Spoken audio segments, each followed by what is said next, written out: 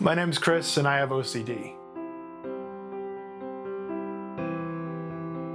One of the ways that I describe it the most is to think of OCD as a thief or a hijacker in a way, because OCD takes advantage of all your mental abilities and then uses them against you.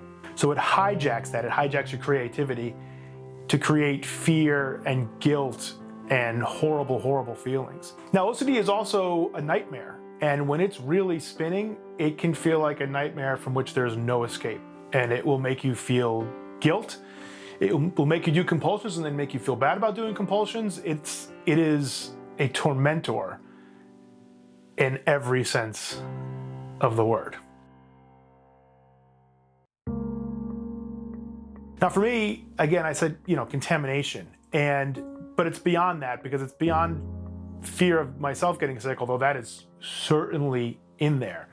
But it's also a fear of accidentally making other people, especially my loved ones, sick. If I'm not vigilant enough, if I don't clean well enough, or if I over clean. Your OCD will tell you, as they say, there's a tiger behind every bush, right? That every speck on something, every discoloration, anything could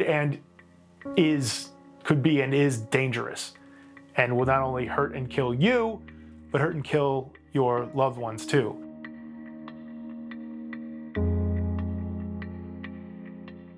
Not great. It hates COVID.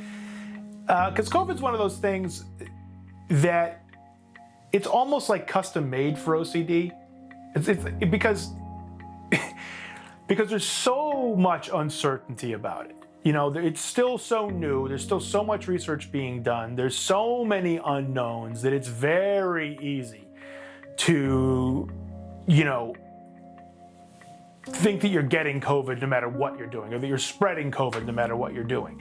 And so that poses a real challenge for many people, I'm sure, but certainly the OCD community, especially if you have contamination OCD.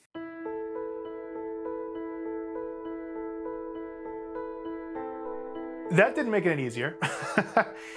Look, a couple reasons. When we're isolated like that, human beings do not do well. It's hard to be isolated like that, and it's hard with OCD beyond that, because, look, now you're getting all these signals from the outside world that this thing is so dangerous that it has to shut down the planet. And so OCD is like, oh, this is great. I'm going to take this and run with it for sure.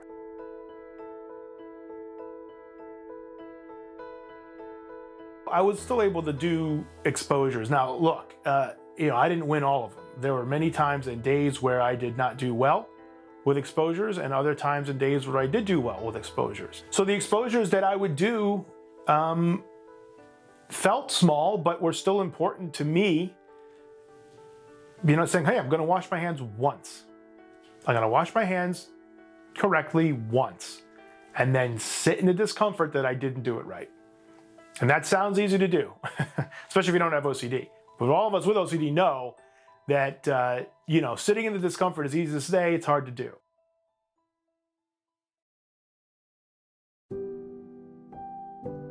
Tolerating uncertainty and accepting that you have OCD, especially if you're new to OCD, or if you're new to the diagnosis, or if you're new to ERP or any of that stuff, where you're like, why am I feeling like this? It's like, because you have OCD.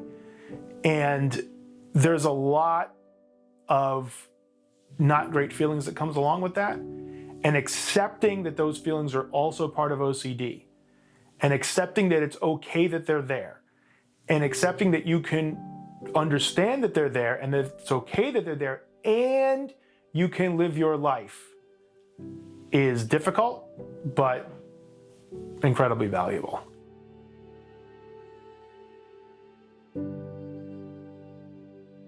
There's going to be a lot of discomfort there. There's going to be feelings of, well, okay, the threat's passed, but has it really?